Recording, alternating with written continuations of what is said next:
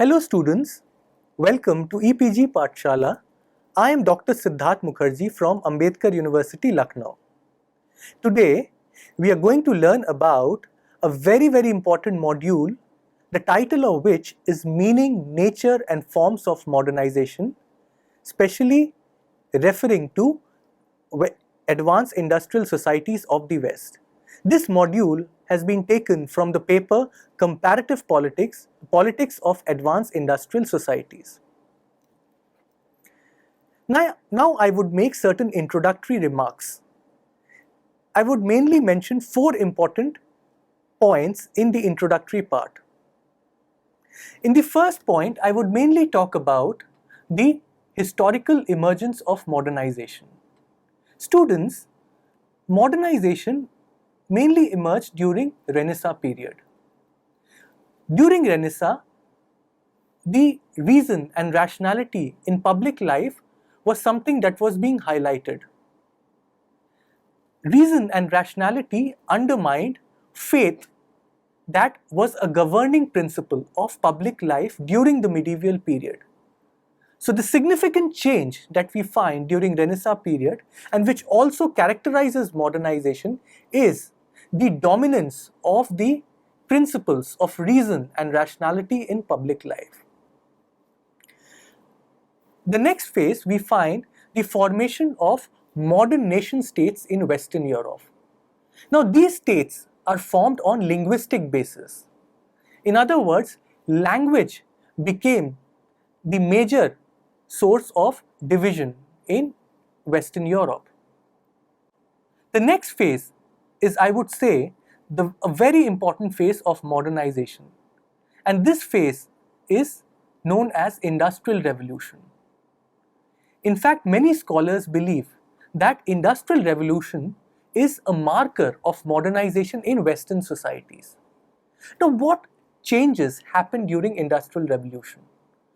Industrial Revolution brought about rapid advancement in all spheres of public life, including social, economic and cultural spheres. It also led to what is called as urbanization, a phenomena in which people migrated from rural to urban areas in search of jobs in the factories. Now, in order to get jobs, they needed education. And as we know, students, during this time, the illiteracy rates were very high. So, what was really important was to establish education institution so that a skilled labor force would be available to the owners of private companies, so that job could be offered to labor with a proper education and skill. The second important thing that happened during Industrial Revolution was the establishment of democratic institutions and constitutions, primarily based on the idea of freedom or liberty. This phenomena was accompanied by economic advancement.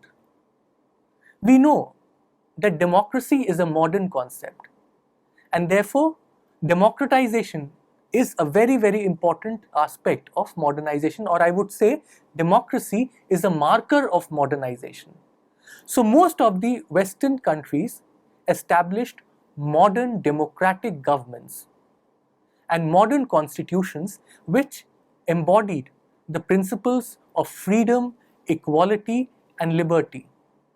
These ideas were primarily introduced during French revolutions, which also became the guiding principle for the government and constitutions in other European societies. Now students, I would highlight the main objectives of this module. I would primarily mention 3 important points. The first is that in this module we are going to look at the meaning of modernization. In order to understand the meaning of modernization, I would be referring to some of the very important definitions given by scholars of comparative politics. The second important aspect that we are going to study in this module is the nature of modernization. Again, in this aspect, I am going to look at the views and perspectives of different scholars of comparative politics. And the third thing that we are going to learn about is the forms of modernization. There are primarily three forms of modernization: political modernity, economic modernity, and socio-cultural modernity. What we are going to do, students, is to learn each of these forms of modernity.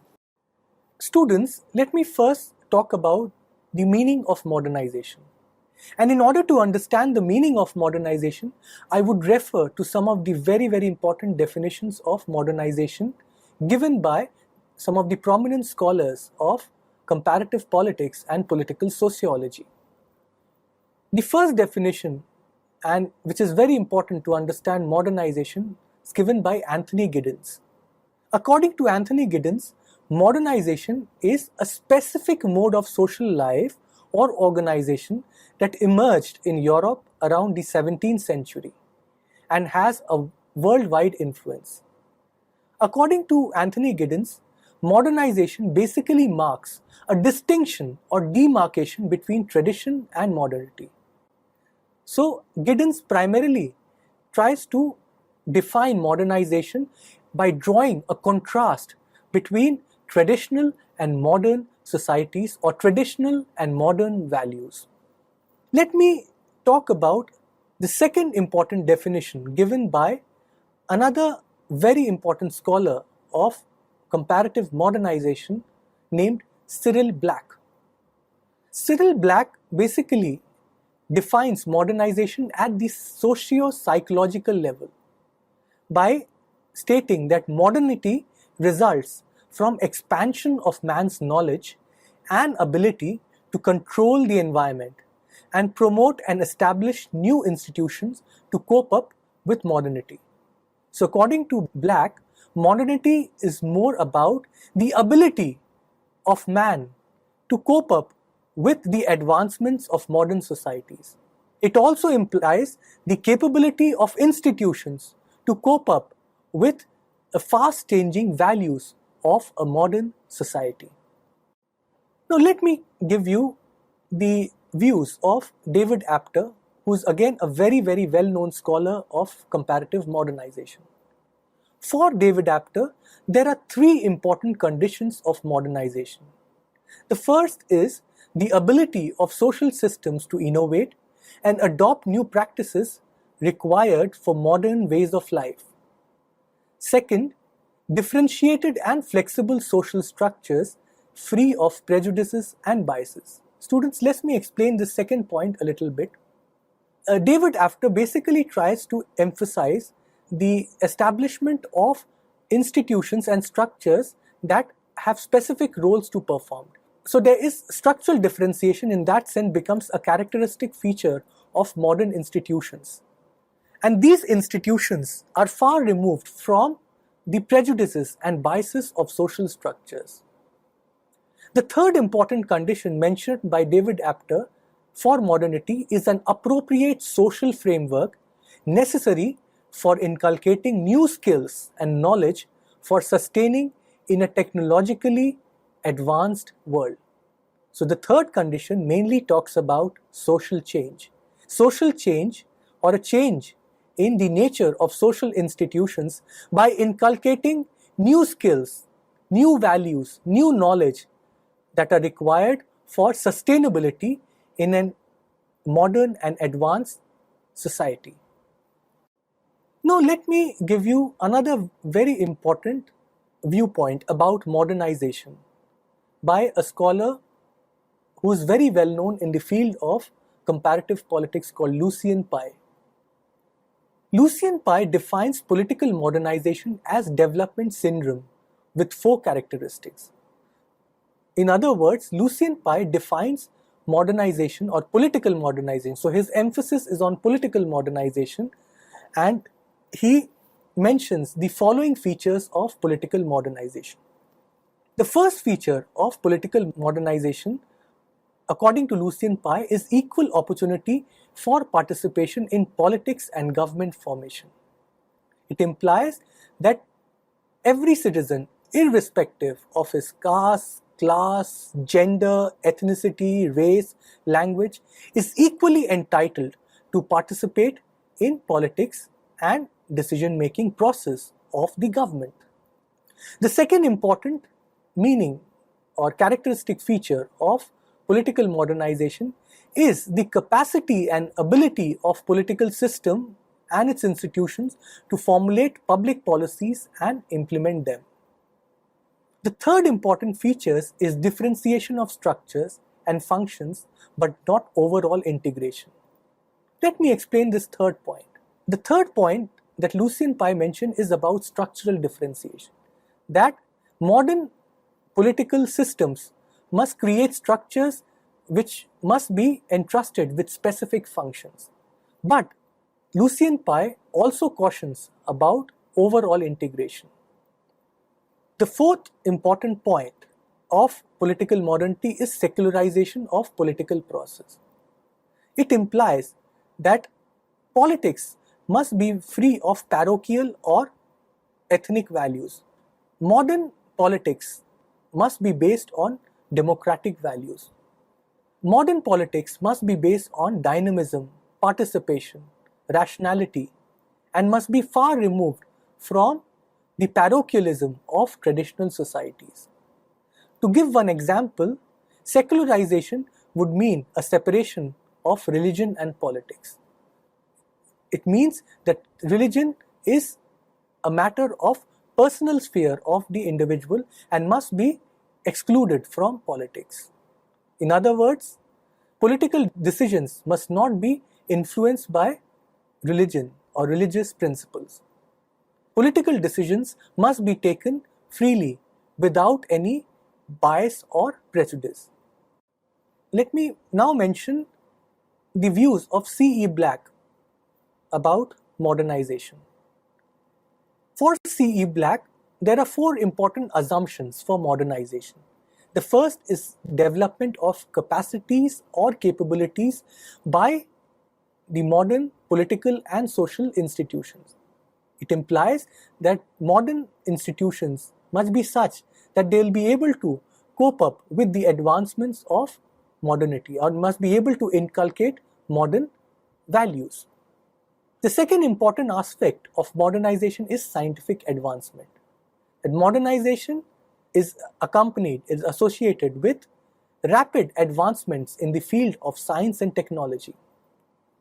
The third important point that C.E. Black mentioned about modernity is about the adoption of advanced knowledge and promotion of development in social, economic, political, and cultural spheres. The fourth important point about modernity, according to C.E. Black, is that the state must make policies that must inculcate modern democratic values. So democracy is the pillar of modernity. A modern political system is purely based on the modern democratic principles of liberty, equality, justice, and fraternity, the principles or values that were echoed in French Revolution. After discussing the meaning of modernity, let me come to the nature of modernity. The best way to understand the nature of modernity is by looking at or understanding the 9 grand processes of modernization as given by C.E. Black. According to C.E. Black, modernization or modernity involves 9 grand processes. So let me discuss these 9 grand processes one by one. Firstly, modernization is seen as a revolutionary change. Modernization is a radical change. It implies that modernity is a complete break from the past. It marks a complete departure from the traditional values. The second important point about modernization is a systematic process. The third important point is that modernization involves multifaceted changes. In other words, modernization involves change or transformation in multiple spheres of public life, including social, political, cultural, and economic. Modernization is a global process.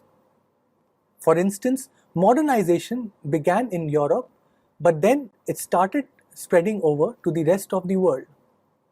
Modernization began with Renaissance and later Industrial Revolution in some of the Western countries, and then it became a phenomena in other societies. Modernization is a phased process. In other words, modernization happens in a step-by-step manner. It moves across different stages. So we must understand modernization in a stage-wise fashion. Modernization is a lengthy process. It's a long-drawn process.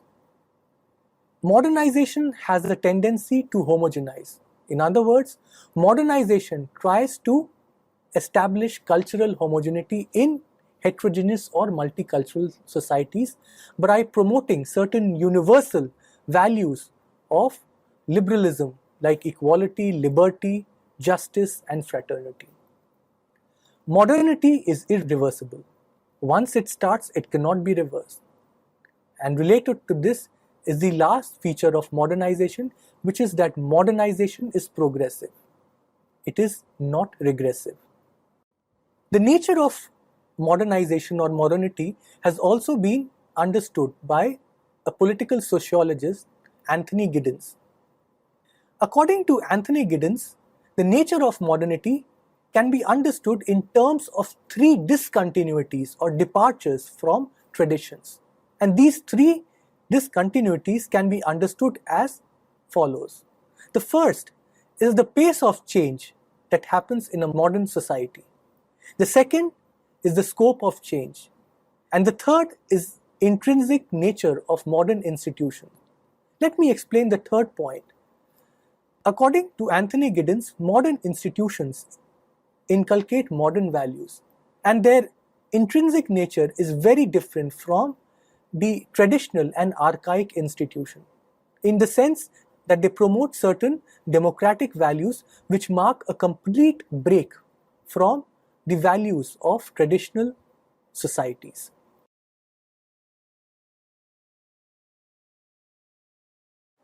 Now students, we are going to learn about different forms of modernity. And in this, we would first try to understand economic modernity. Economic modernity in Western societies has been primarily related with the phenomena of capitalism. Now, what is capitalism? Capitalism marks a different phase in the historical evolution of modern Western societies. Capitalism primarily led to change in means and modes of production. The three major means of production in a capitalist system are capital, labor, and land. Capitalism was associated with three important phenomena. The first is industrialization, the second is urbanization, and the third is technological advancement. Let me explain a little bit about these three phenomena that are associated with capitalism. The first is industrialization. Industrialization is something that was undertaken in a very rigorous manner in Western societies. The phenomena, as we all know, began in Britain, and then it started in other Western societies. In industrialization, new factories or manufacturing units were established in different Western societies. Industrialization required a skilled labor force, as a result of which another phenomena happened, which we call as urbanization. Urbanization meant migration of people from rural to urban areas in search of jobs in the newly established factories and manufacturing units. But new industries also require technology. So, industrialization was accompanied by a third phenomena which we call as technological advancement. New inventions and discoveries happened during this period, and this period witnessed rapid advancements in different spheres of science and technology. The second important point that I'm going to discuss about economic modernity is W. Rustow's explanation of 5 stages of economic growth in modern societies. W. Rustow, as we all know, is a very popular economist who tried to understand the phases of economic growth in West European societies. W. Rustow mainly identified 5 important stages of economic modernization. The first stage, according to W. Rustow, was the existence of traditional societies. The second phase was preconditions for takeoff. The third stage was the takeoff stage. The fourth stage was the drive towards maturity. And the final stage was the stage of high mass consumption. Now students, let me explain these 5 stages of economic growth as envisaged by W. Rustow. The first stage is the existence of traditional societies. So during medieval times, we find the existence of traditional societies based on traditional norms and rules. The second stage is called as the preconditions for takeoff. So certain conditions were created for these societies to move to the next stage of economic advancement and industrialization. The third stage is called as the takeoff stage, where industrialization begins. And industrialization is accompanied by two other important phenomena, as I mentioned in the earlier point, which is urbanization and technological advancement. The fourth stage is, as W. Rustow mentioned, is called as the drive towards maturity. Now, during this stage, industrialization reaches a certain level of maturity, where potent or powerful markets gets established in these societies.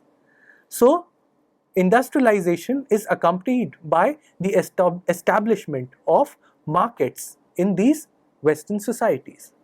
And finally, the last stage of economic growth is the stage of high mass consumption. This stage marks the availability of abundant goods and services in these societies.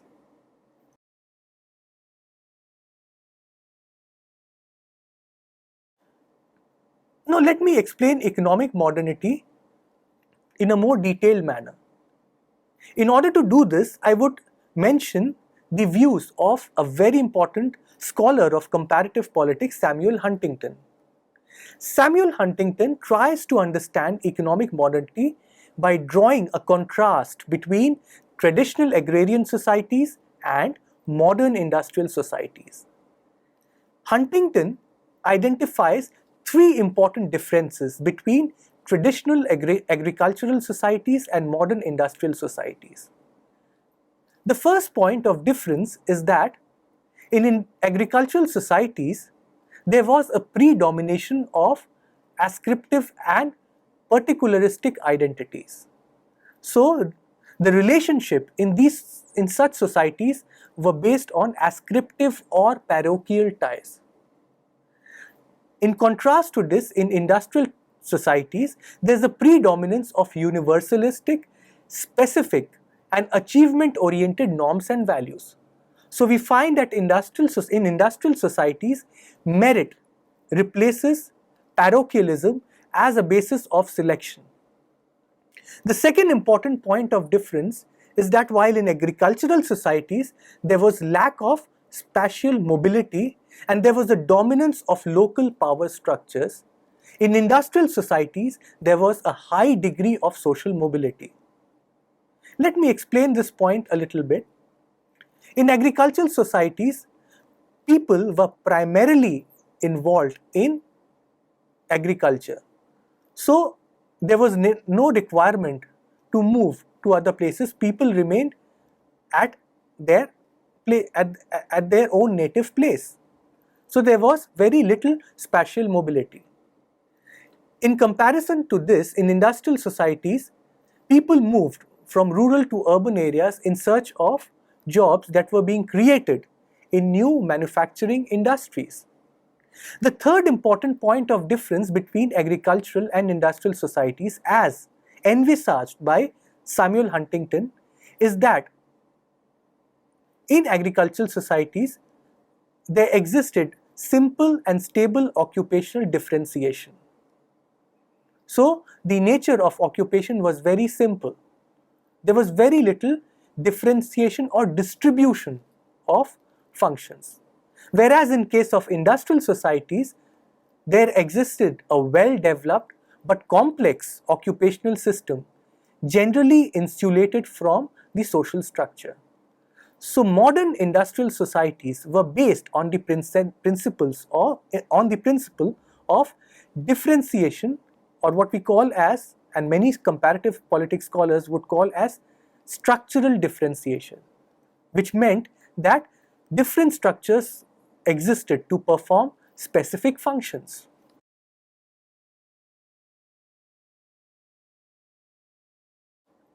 Now, explaining the concept of economic modernity further, I would mention the views of two very prominent economists of classical economic theory, Adam Smith and David Ricardo. According to these two thinkers, capitalism was found to be the most suitable system of production in modern economies. In their view, capitalism marked the advent of modernization in Western societies.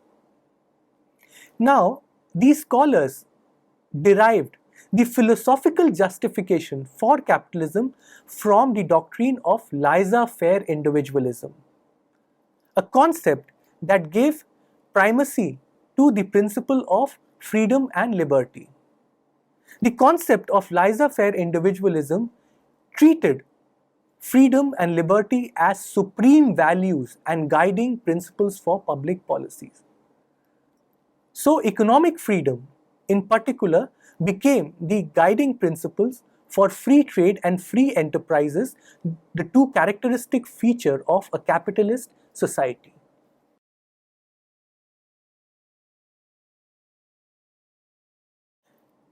Economic modernity finally culminated in the formation of welfare state, more successfully found in Scandinavian countries that witnessed powerful labor movements and formation of social democrat parties. Now, why did these welfare states come up?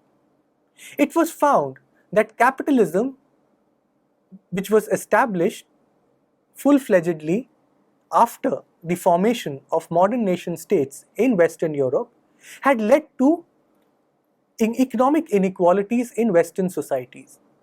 And this phenomena was something that was observed by many scholars. Economic inequalities were rampant, and trade union became very active in demanding the rights of the labor class. They found that while the capitalist class cornered all the benefits in a capitalist societies, the labor class led wretched lives. As a result of which, the trade union movements became very powerful. There was a fear amongst capitalist governments that if the situation is not handled, then Marxism may emerge in Western societies. As a result of which, they found a middle ground to sort of reconcile with the demands of the labor class, in response to which they established the welfare state, a state which gave certain amount of benefits to the disadvantaged sections of the societies through progressive taxation. Now, welfare state therefore marked a very important phase of economic modernity, where the state became interventionist in nature, in the sense that it taxed the rich to provide social security to the disadvantaged sections of the society. For example, benefits were given to marginalized groups like the senior citizens, the women, the children, and the physically handicapped. Now, let me tell you, students, about a second form of modernity, which is political modernity, and which is a very important subject of concern and study for comparative politics scholars, because as students of politics we are primarily concerned with the study of modernity in the political sphere. To understand political modernity, let me give you the viewpoint of a comparative politics scholar who has dealt extensively with the subject of modernization, Ralph Dahrendorf. According to Dahrendorf, modernization is necessary for democracy, mainly for extending citizenship rights. So modernization is a process which is closely associated with democratization. And this is again associated with the extension of citizenship right, mainly civil and political rights, to those groups or communities which were excluded from these rights and entitlements, like women, peasants, or factory laborers. The path to political modernity has, however, been inconsistent across Europe. For example, in Britain, the path of political modernization has been peaceful and incremental, whereas in case of France, the establishment of modern political institutions has followed a very turbulent path. In France, political modernization became highly turbulent because of constant alteration of or frequent alteration of republics. Political modernity in advanced capitalist countries has assumed mainly two distinct institutional forms, presidential and parliamentary system. And the perfect embodiment of these two of presidential system is United States, and the paragon of parliamentary system is Britain. So the presidential system that was established in United States was followed by countries that intended to establish presidential system. So they saw US as their role model. Whereas those countries which tried to establish parliamentary system mainly emulated Britain. And probably because of this reason, Britain is often referred to as the mother of all parliaments. Now I would specifically refer to the path of political modernization in Britain. As I've mentioned earlier, political modernization in Britain is closely associated with the process of democratization as any other country. And the process of democratization mainly involved two changes. One is the transfer of power to democratic bodies, and number two, the extension of voting rights or enfranchisement of those groups that were excluded from the voting rights. The process of democratization is mainly traced to Magna Carta and Glorious Revolution in Britain. These two transformations or these two changes that happened mainly involved transfer of power to the parliament. Earlier, the power was concentrated in the office of monarch. Magna Carta and Glorious Revolution led to a transfer of power to the parliament, in the sense that parliament became sovereign. The principle of parliamentary sovereignty came to be established by Britain. The second important aspect of modernization and democratization in Britain was the extension of voting rights to workers, peasants, and women. And as I have mentioned earlier, the process took a long time. These groups had to struggle for their voting rights, and it took a long time for the government to provide voting rights to these communities. The two parliamentary acts that have been very significant in democratizing or modernizing the British political systems are the Parliamentary Acts of 1911 and 1949. These two acts are mainly known for transferring the authority to the House of Commons in financial matters. As we know that House of Commons consists of members who are direct representatives of people and is therefore a more democratic body than House of Lords, which mainly represents the aristocratic class. So democratization in Britain required the transfer of power from House of Lords to the House of Commons, the body which truly represented the people. In 1997, the government also took important steps to abolish hereditary peerage in House of Lords. So this change curtailed one of the major powers of the House of Lords. And finally, in 2009, the government took very important steps to curtail the judicial powers of House of Lords. Let me now come to France. As I have mentioned earlier, France witnessed a lot of turbulence in establishing modern political institutions. So the process of political modernization in France, democratization in France, has not been as smooth as it was in Britain. In France, we find that there's been an alteration between autocratic regimes and democratic government since the Declaration of Rights of Man in 1789.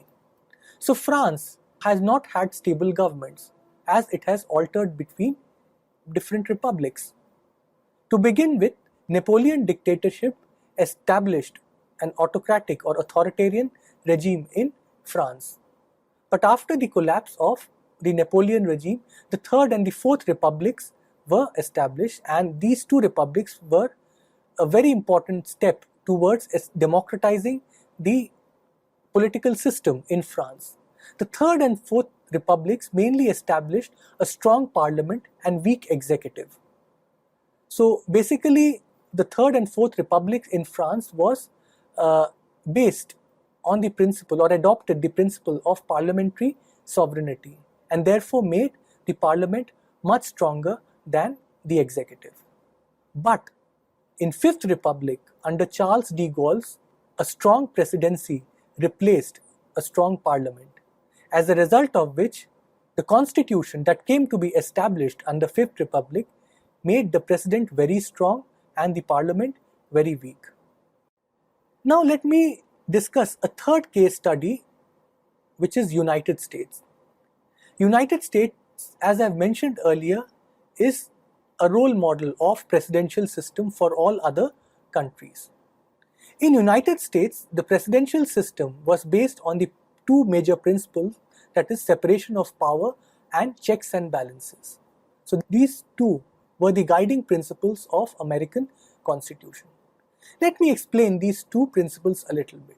Separation of power was primarily based on the principle of structural differentiation, which meant that the Constitution would assign a specific set of power and responsibilities to the three major institutions of the government, that's legislature, executive and the judiciary. So they would have their own areas of jurisdiction. But it also adopted the principle of checks and balances in order to keep a check on the powers of each of these institutions. It was found that there have been times when these institutions have bypassed their powers, but their powers were checked through the principle of checks and balances. For example, I would give an example to illustrate the principle of checks and balances. For example, the president controls the legislature by the power of veto. So a bill cannot become a law unless it gets the consent of the president. Similarly, the legislature, which is called as the Congress in United States, exercises its control over the president by having the power of impeachment. But impeachment is a very complicated process and is carried out very rarely. In the history of United States, there's probably been one impeachment case, but the president was saved by one vote. So virtually no president of United States has been impeached till now. The American Constitution, as we know, is a written constitution and is primarily based on the principle of popular sovereignty. This is in contrast or in comparison with the British Constitution, that adopted the principle of parliamentary sovereignty. The model of modern political institution in United States, or the presidential system in United States, was something that many countries were attracted to, as a result of which the presidential system was adopted in countries like Canada, countries of Latin America, Sri Lanka, and many smaller nations in Southeast and East Asia, although with certain modification. These modifications were made primarily in view of the socio-economic cultural context of these societies. Let me come to the third important type of modernity, which is social and cultural modernity. Social and cultural modernity mainly implies modern ways of political socialization, where people tend to go beyond their ascriptive identities and recognize themselves as citizens. In other words, in modern societies, the identity of citizenship is beyond other kinds of identities, or is considered to be more important and salient than other kinds of social or parochial identities. So, people must first recognize themselves as citizens before recognizing themselves as being members of certain caste, clan, community, and so on and so forth. Gabriel Armand, a very well-known scholar of comparative politics and a scholar who gave, the theory of structural functionalism, well defines social and cultural modernity as secularization of culture. Secularization of culture implies that the political structures and political culture are reinforcing in stable political system, which he calls as cultural congruence. So, modern political culture is what defines secularization of culture, and modern political culture is based on democratic values. Modern political culture or secularization culture would imply a shift from traditional culture based on parochial norms and practices to a more modern, participatory, dynamic political culture, which is a characteristic feature of modern democratic societies. Now, let me elaborate a little more on social and cultural modernity. Therefore, I would mention the viewpoint of Karl Deutsch, who has done extensively with this subject.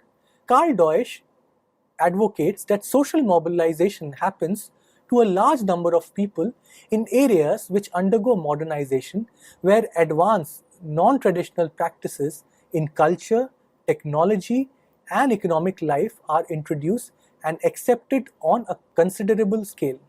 So Karl Deutsch mainly tries to understand social and cultural modernity in terms of social mobilization, where people adopt modern values and try to inculcate values and practices in order to cope up with the advancements of modern societies, or with the technological advancement of modern social life. Social cultural modernity also involves qualitative changes in lifestyles that lead to changing political perceptions and behavior, and there is mass participation in politics. So social and cultural modernity also brings about changes in the political views, opinions, and perceptions of people. People start thinking differently when they are exposed to modern lifestyle. They inculcate new values, they become conscious of their political rights, and therefore they tend to participate extensively in politics. So what social and cultural modernity leads to is mass participation in politics. Now students, we would summarize the points that we have discussed in this module. I would primarily mention two concluding points. The first point is that in politics, modernity gets linked with the liberal democratic institutional forms of the West, particularly the Anglo-American model.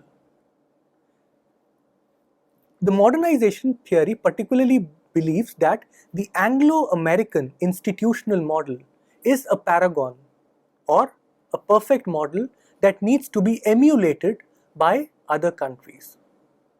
This model primarily highlights the aspects of structural differentiation, universal adult franchise, and more importantly, a phenomena or a concept that was being given by Gabriel Armand called secularization of culture. So these three features are something that is very important for modern political institutions. But the nature of modernity in the 20th century appeared to be slightly different from the view that is being mentioned in the earlier point. Modernity in 20th century is primarily characterized as high rates of social mobilization and increasing participation of people in the political process. We find that during earlier times, participation was restricted. So masses did not participate in the political process. But as enfranchisement took place for different social categories in Western countries, participation expanded. So, but in 20th century, we find that the participation of people expanded rapidly in most of the Western societies. And the other phenomena that became very prominent during 20th century is the high rates of social mobilization. That a large mass of people started moving from rural to urban areas in order to get education and in order to find new jobs in the market. Thank you.